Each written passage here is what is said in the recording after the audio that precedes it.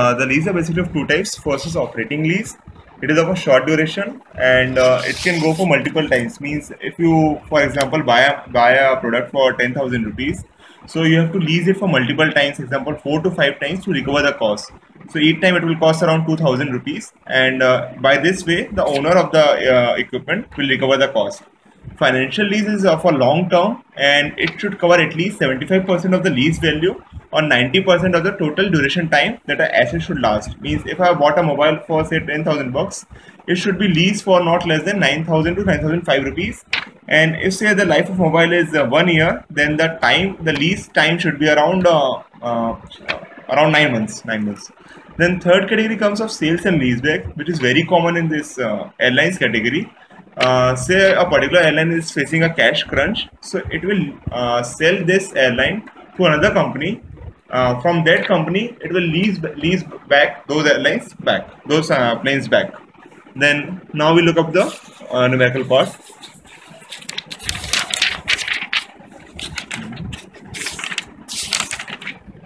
Example of this case, IBMC pipeline boring. Here we are comparing whether we should buy or go for lease. First we are taking the buy case. It is written that for buying we have to pay an upfront payment of 10,000 rupees. So in the year 0, 10,000 goes out. Okay. And every year it will have a depreciation effect. Means the lifetime of this asset is around 5 years.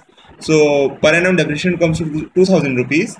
So tax benefit of the depreciation will come 2,000 into 0.34. 0.34 is the tax benefit. So 2,000 to 0.34 comes out to be 680. So every year we have a depreciation tax benefit of 680. तुम लोग को समझ में आ रहा है कि नहीं? ठीक है. इसके बाद अगर हम लीज करते हैं, तो लीज में हमें हर साल 2,500 रुपये रेंटल पेमेंट देना है, जो कि इसमें लिखा है. Every year 2,500 is going out. So minus 2,500.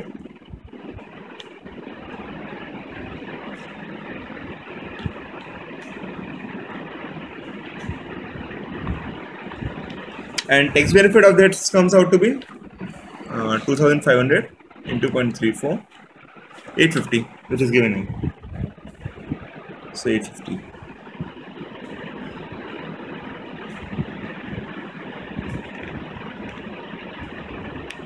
समझ में ये क्यों कर रहे हैं? क्यों करते हैं?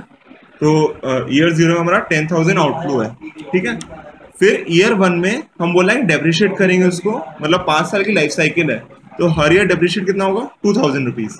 अब अगर 2,000 डेप्रिशिएट किया है तो उसका टैक्स कितना आता है, जो कि हम फॉर्मूला यूज करते हैं 2,000 इंटू टैक्स रेट, जो कि 0.34 है.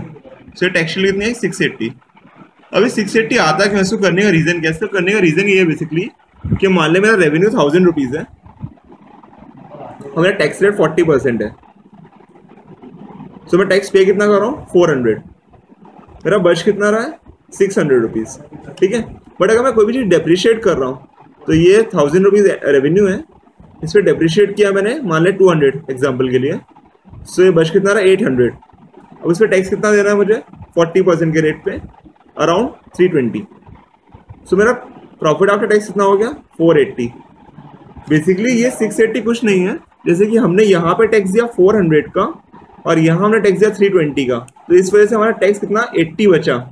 इस 80 बचने का रीज़न यही है कि मैंने यहाँ डेप्रिशिएट किया है और डेप्रिशिएट जो किया है इनटू टैक्स रेट से मल्टीप्लाई करता हूँ मैं उस चीज़ को, तो ये 80 आता है, जिसे कि हम लोग टैक्स शील्ड बोलते हैं.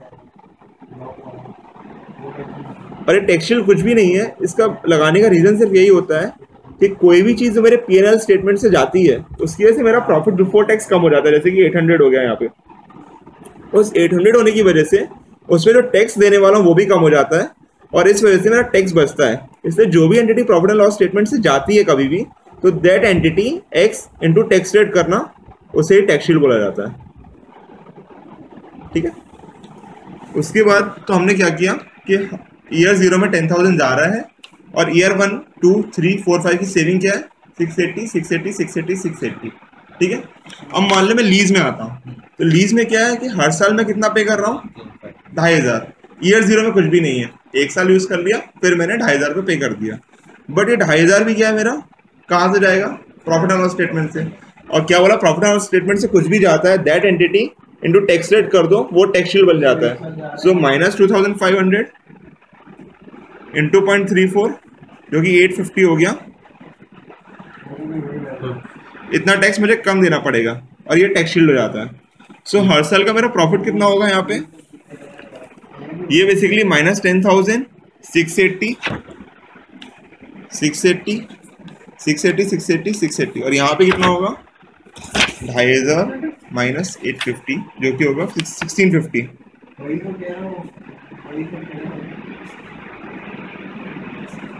1650।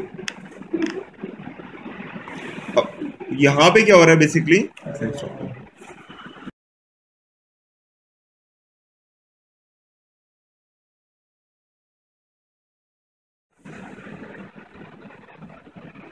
जैसे इसमें दिया है कि एक बाय का कंडीशन अगर हम देखें तो स्कैनर का कॉस्ट है 52 lakh rupees, 52 lakh dollars. Okay, हम रुपीज में ले लेते हैं इसको। तो ईयर जीरो में कितना आउटफ्लो होगा हमारा, 52 लाख। ठीक है, 52 लाख। फिर इसको बोला है कि it would be depreciated straight line to zero for 4 year, मतलब लाइफ टाइम कितनी इसकी 4 साल की। ठीक है, 1 2 3 एंड 4 एंड क्या बोला है, रेडिएशन की वैल्यू ठीक है उसकी 4 साल बाद उसकी वैल्यू लेस है, मतलब 4 साल बाद वैल्यू जीरो हो जाएगी। और अगर उसको लीज पे लेना है तो लीज पे कितने पे ले सकते हैं, 15,25,000 डॉलर पे। ठीक है, अब अज्यूम टैक्स रेट 35% है, बोरो कर सकता है 8% पे। अब मुझे 52 लाख रुपीज को 4 साल में वैल्यू करनी है, तो इसका कितना होगा 13 लाख रुपए। ठीक है, तो इसका टैक्स शील्ड क्या आएगा, 13 lakhs इंटू 0.35। ठीक है, तो कितना आ रहा है, ये आ रहा है 4,55,000। ठीक है, ये पॉजिटिव है। ओके, इसकी वैल्यू कॉस्ट क्या है टोटल मेरा, इसका कॉस्ट है मेरा -52 लाख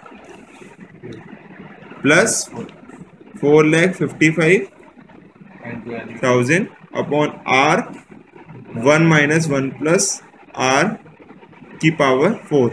ये फॉर्मूला क्यों लगाया, बिकॉज ये एन्युटी है, हर साल मेरा कॉस्ट इतना ही हर साल मेरा टैक्स इतना ही बच रहा है मेरा।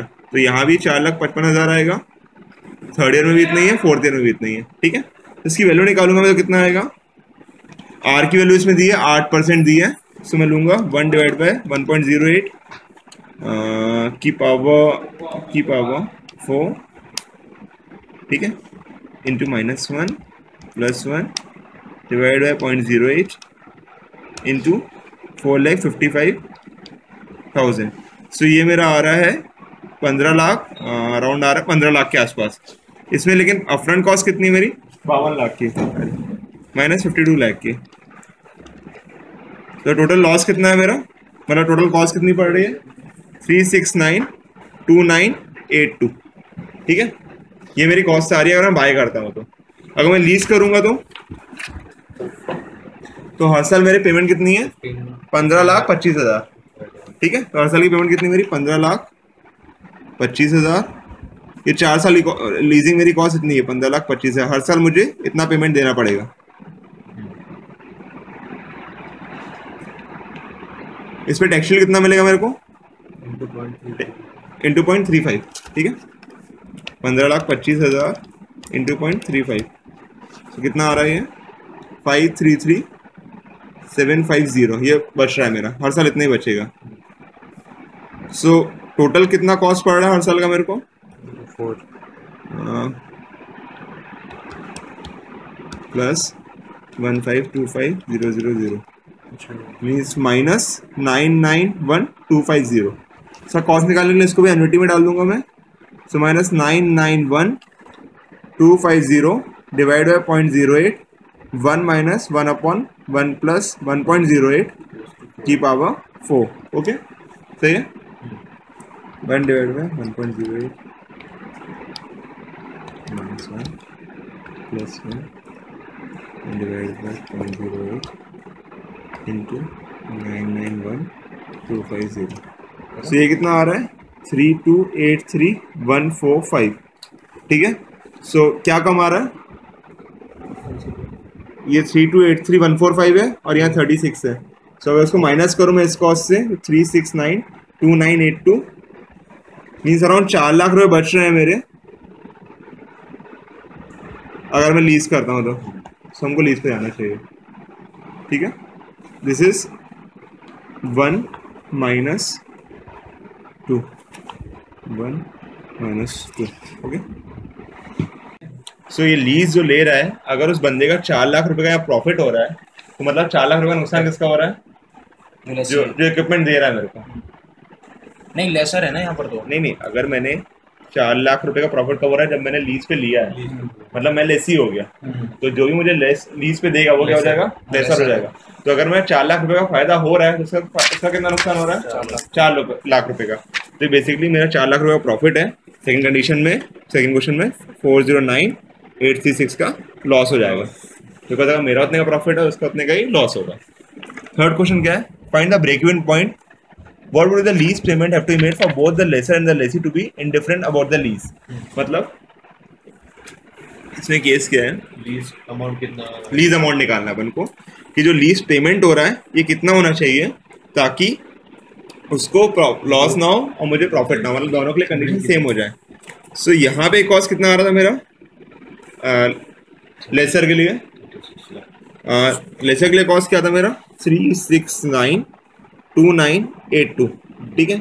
अब मैं बोल रहा हूँ कि मुझे लीज रेंटल पेमेंट क्या होना चाहिए मेरा ताकि दोनों के लिए कंडीशन सेम हो। तो रेंटल पेमेंट क्या था, x डिवाइड बाय 0.08, 1 - 1/1 + 0.08 की पावर 4। यहाँ x ये वही चीज़ है जो अपन ने ये निकाला है 991,250। This is basically 1525,000 into 0.65 1 - 3 because ये टेक्सचर हटा दिया हमने। सो ये x क्या है, जो रेंटल पेमेंट होता है, रेंटल पेमेंट अगर y है तो x is y into 0.65, okay. अब x आ जाएगा, जैसे मैंने ये लिया -369,2982 is equals to x by कितना 0.23 होता था ना, बार बार निकालना पड़ रहा है, ऊपर हो गया था 1.08 की पावर -1 + 1.23 है 0.26 है डिवाइड बाय 0.08 3.31। तो 369,2982 डिवाइड बाय कितना है 3.31 था ना, कितना 0.23 नहीं 3.31 तो x की वैल्यू क्या हो गई 1115704, ठीक है। अगर x की वैल्यू ये है तो डिवाइड बाय 0.65 करना पड़ेगा इसको। तो ये 17 लाख रुपए का लीज पेमेंट होना चाहिए अगर लेसी और लेसर सेम होंगे तो। वैसे x की वैल्यू क्या है 1115707। अब अपन को निकालना क्या था बेसिकली y कि लीज पेमेंट क्या है, ये लीज पेमेंट क्या था, x तो ये है जो टेक्सचर के बाद आ रहा है, और यहाँ पर ने देखा था कि x is equals to y into 0.65। So x आया अपना 1115707 divide by 0.65 is equals to y, और y इसमें आ जाएगा 171,648, हाँ 171,6468। सो अगर रेंटल पेमेंट ये होगा हर साल का तो लेसर और लेसी इक्वलेंट रहेंगे, दोनों में किसी का लॉस नहीं होगा, ठीक है। Taxes for the next several years, what are the cash flows from the leasing in this case. अगर कैश फ्लो टैक्सेस नहीं है तो प्रॉफिट बढ़ेगा, टैक्सशील का हमें जरूरत ही नहीं आएगी।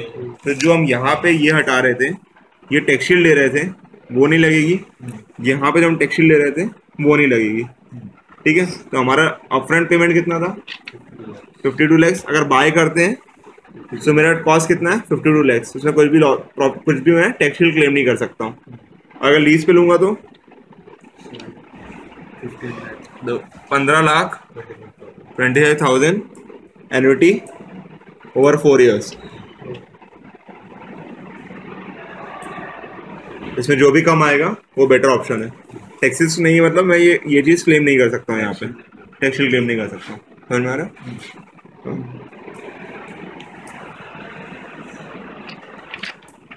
इससे क्वेश्चन में ये था what in the previous question of what range of lease payments will the lease be profitable for both parties. इसमें जो सॉल्यूशन बेसिकली दिया है तुम लोग को वो गलत है बुक में।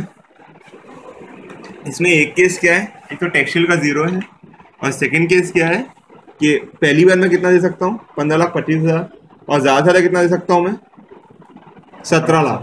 तो यही वो रेंज है जिसके बीच में मेरा प्रॉफिटेबल फॉर बोथ पार्टीज है। क्यों? Profitable for both. In the previous question of what range of lease payments will be lease be profitable for both parties.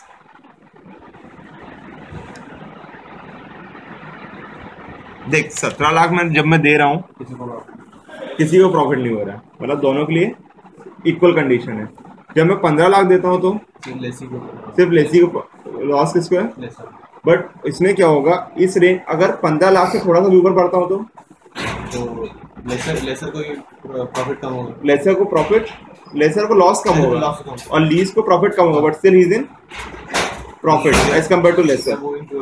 देख क्या केस है, अगर मैं 17 लाख रुपए देता हूँ और 52 लाख कॉस्ट है, अपफ्रंट कॉस्ट है, ये दो कॉस्ट है, सो इसमें क्या है दोनों के लिए सेम कंडीशन है, किसी को प्रॉब्लम नहीं हो रही है।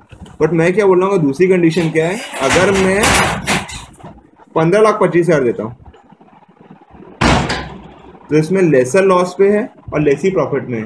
बट अगर इससे थोड़ा सा भी अमाउंट बढ़ाता हूँ, मान लो 15,25,001 करता हूँ मैं, सो इसमें क्या है लेसर को तो 1 रुपये का लॉस कम हो रहा है और लेसी को 1 रुपये का प्रॉफिट कम हो रहा है, बट स्टिल लेसी किसमें प्रॉफिट में। सो ये ही वो रेंज है जिसमें दोनों प्रॉफिट में रहेंगे।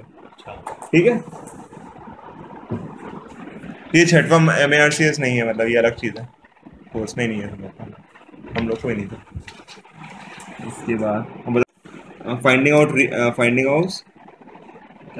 लीज पेमेंट so that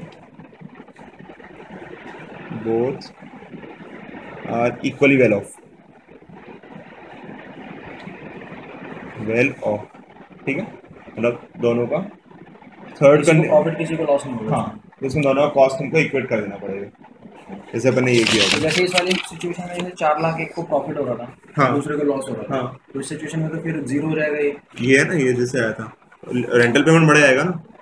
नहीं, जैसे अभी इसमें 4 लाख आ रहा था, ऑब्वियसली अगर -4 लाख आ रहा है तो एक का प्रॉफिट एक का लॉस आ रहा है, और अगर वेल ऑफ होगा तो ये फिर दोनों के लिए 0 हो जाएगा। और जो आप सिचुएशन बता रहे थे कि एक सिचुएशन ऐसी होती है कि जिसमें एक बंदा लीज करता है, मतलब एक लेसर होता है एक लीज होता है, ठीक है, एक पहले वाले को भी कुछ प्रॉफिट होता है और दूसरे वाले को भी प्रॉफिट होता है, तो उसमें भी दोनों वेल ऑफ है, तो उसमें तो 0 नहीं होगा उसमें, तो वो दूसरी सिचुएशन, उसमें दोनों को प्रॉफिट होगा। वो अपन वो रात को मैं सॉल्यूशन मिल कर दूंगा, मैं पढ़ लूंगा सारे क्वेश्चन, या मेरे पास में पढ़ा हुआ तो वो क्वेश्चन देके तुमको मैं भेज दूंगा। ठीक है, फिर थर्ड केस क्या था, थर्ड केस था टैक्स रेट 0 हो जाएंगे, tax rates will be 0, so no tax sheet.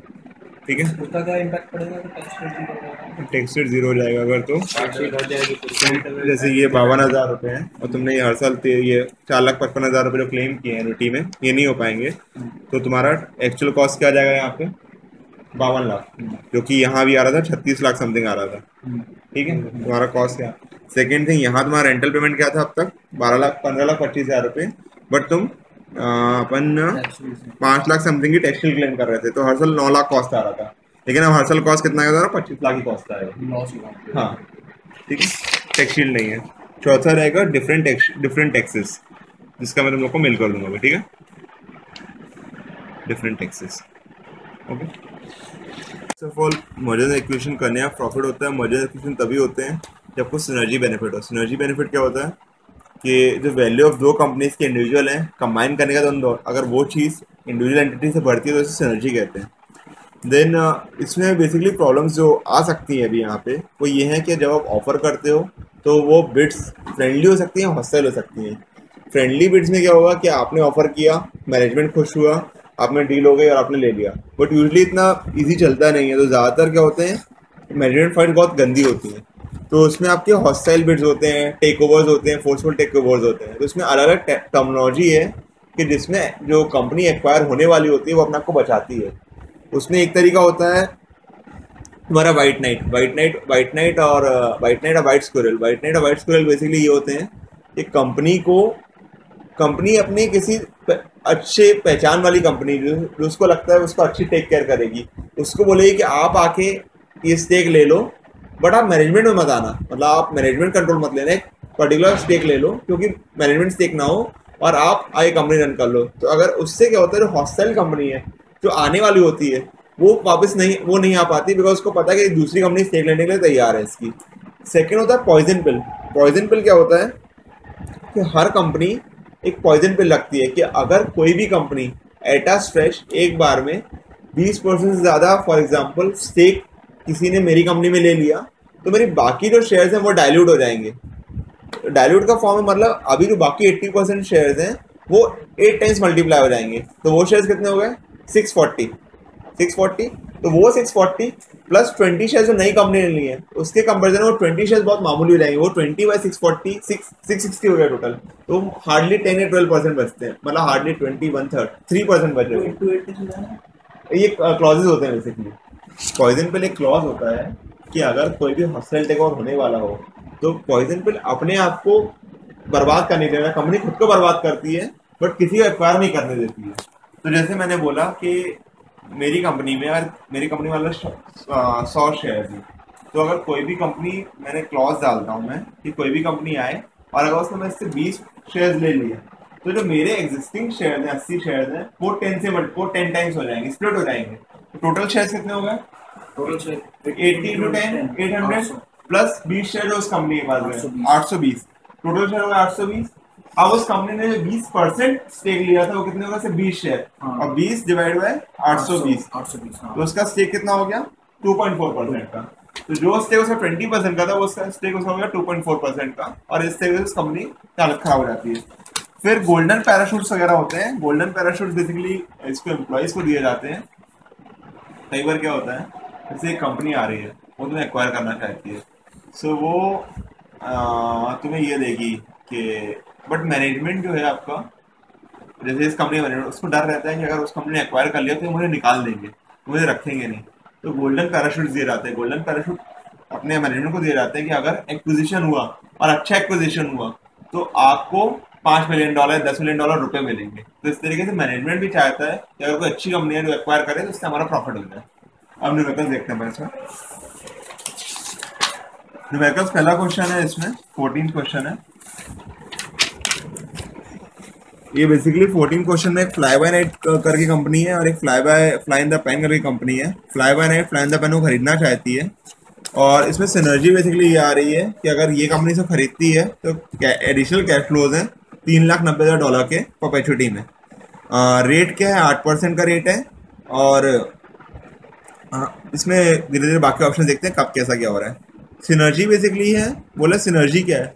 Synergies में यही है कि अगर एक कंपनी दूसरी कंपनी एक्वायर करती है तो इसमें टोटल एंटिटी में 3,90,000 के जो कैश फ्लोज है परपेचुइटी में इंक्रीज हो जाएंगे।